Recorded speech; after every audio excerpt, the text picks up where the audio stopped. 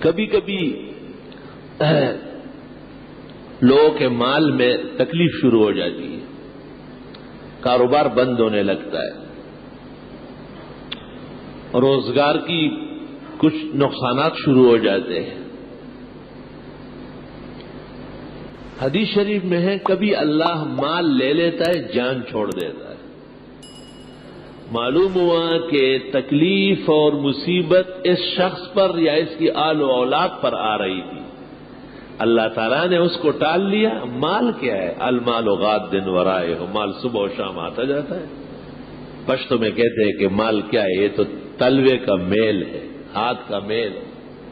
مال تو آتا جاتا ہے، زیادہ ہو یا کم ہو، انسان جب تک رہے گا کچھ نہ کچھ پاس رکھے گا، لیکن اس کی زندگی، اس کی اولاد، اس کے اعزاء، اس کے گھر بار کی عزت و شرف، اس کا باقی رہنا بہت ضروری ہے۔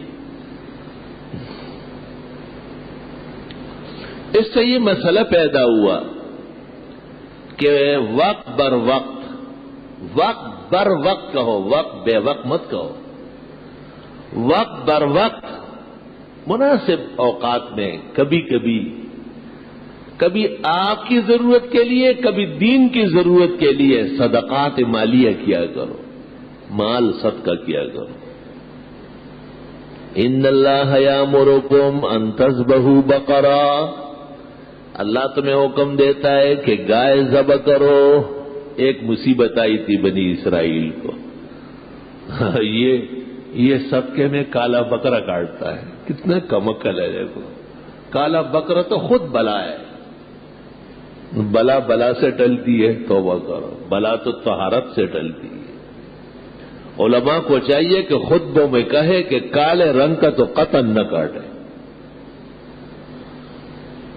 اور ان کا کیا، یہ تو نئے مکان جب بناتے ہیں تو بکرا ذبح کر کے اس کا خون بنیادوں میں ڈال لیتے ہیں۔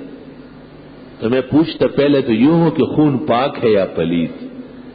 تو گھر کی بنیادوں میں گھر کا خیر خواہ اور مالک خود کبھی نجاست ڈالتا ہے کہ آپ نے ڈالی؟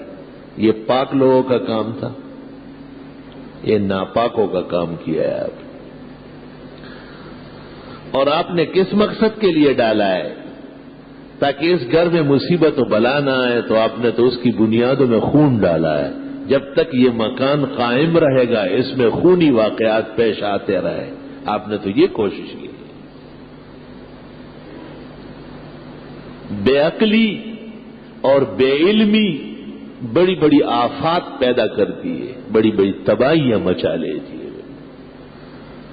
اہل عقل نے کہا ہے کہ یہ بھی عقل ہے کہ عقل والوں سے مشورہ کرے، یہ بھی علم ہے کہ علماء سے پوچھ کے آپ آگے بڑھیں۔